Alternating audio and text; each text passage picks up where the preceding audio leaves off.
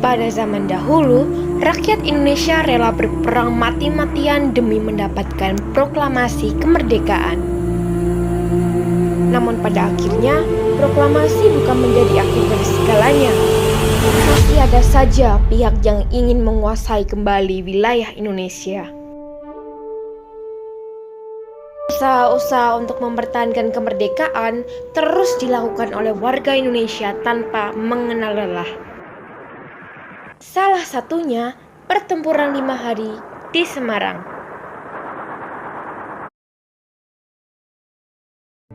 Palagan Limang Dino atau pertempuran 5 hari Semarang adalah serangkaian pertempuran antara rakyat Indonesia melawan tentara Jepang di Semarang.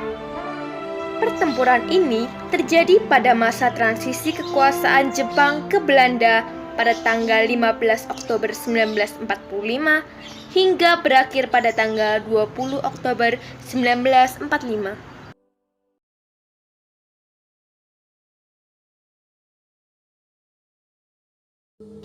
Pada 1 Maret 1942, tentara Jepang mendarat di Pulau Jawa.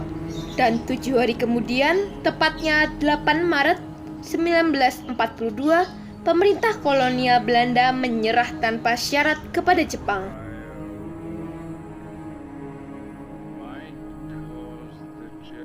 Sejak itulah Indonesia diduduki oleh Jepang. 3 tahun kemudian, Jepang menyerah tanpa syarat kepada sekutu setelah dijatuhkannya bom atom oleh Amerika Serikat ke kota Hiroshima dan Nagasaki. Peristiwa yang terjadi pada tanggal 6 dan 9 Agustus tersebut membuat pemerintahan Jepang menjadi kacau dan porak-poranda. Dan untuk mengisi kekosongan tersebut, Indonesia kemudian memproklamirkan kemerdekaannya pada 17 Agustus 1945. Berita proklamasi dari Jakarta akhirnya sampai ke Semarang. Seperti di kota-kota lainnya, pemuda-pemuda di Semarang pun berusaha untuk melucuti senjata tentara Jepang Kido Butai yang bermarkas di Jatingaleh. Pada tanggal 13 Oktober, suasana semakin mencekam. Tentara Jepang semakin terdesak. Lalu pada hari Minggu tanggal 14 Oktober 1945, Mayor Kido mengeluarkan pernyataan penolakan penyerahan senjata. Ditambah lagi, pada hari yang sama terjadi peristiwa kaburnya 400 tawanan Jepang yang akan dibawa dari pabrik gula Cepiring menuju penjara Bulu di Semarang. 400 tawanan Jepang yang kabur kemudian bergabung dengan pasukan Kido Butai di Jatingaleh. Para pemuda pun marah dan rakyat mulai bergerak. Aula Rumah Sakit Purusara dijadikan sebagai markas perjuangan. Sementara itu, taktik perjuangan pemuda menggunakan taktik gerilya. Setelah pernyataan Mayor Kido, pemuda-pemuda rumah sakit mendapat instruksi untuk mencegat dan memeriksa mobil Jepang yang lewat di depan rumah sakit Purusara. Mereka menyita sedan milik Kempetai dan merampas senjata mereka.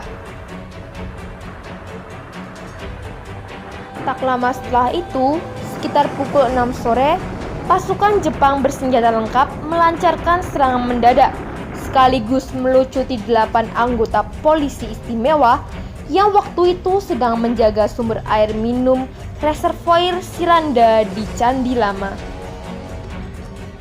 Ke-8 anggota polisi istimewa itu disiksa dan dibawa ke markas Kido Butai di Jatingaleh. Setelah itu juga tersiar kabar bahwa tentara Jepang menebarkan racun ke dalam reservoir itu.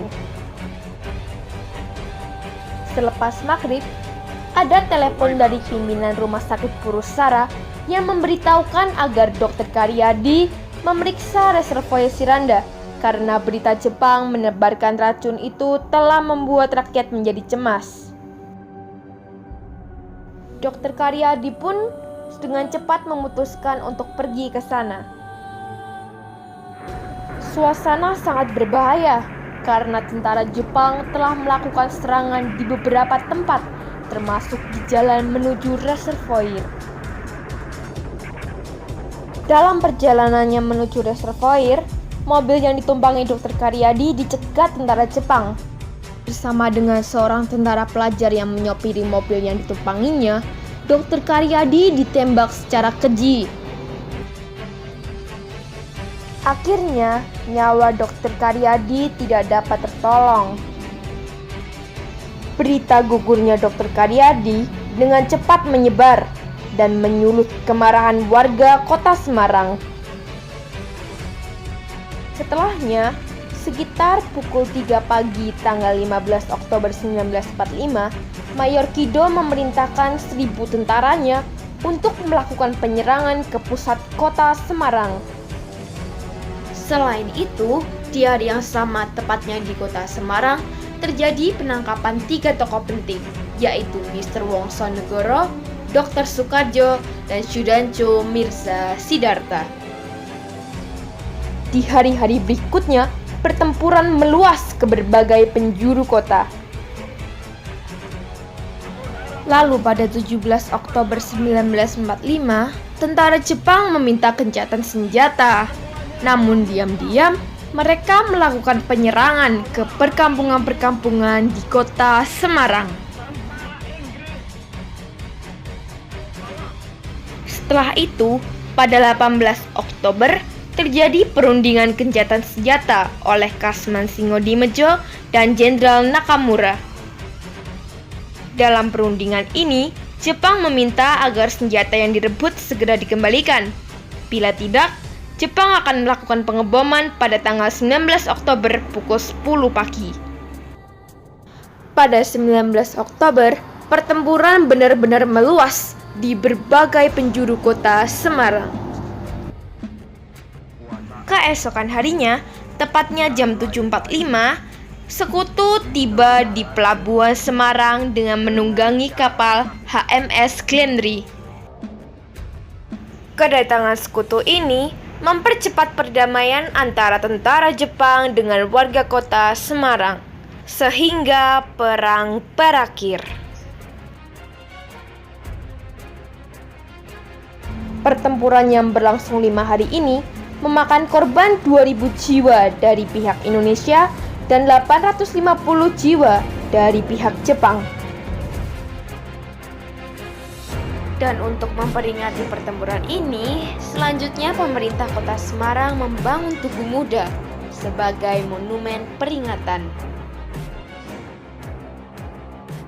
Tugu Muda ini mulai dibangun pada tanggal 10 November 1950, lalu ditandatangani oleh Insinyur Soekarno pada 20 Mei 1953.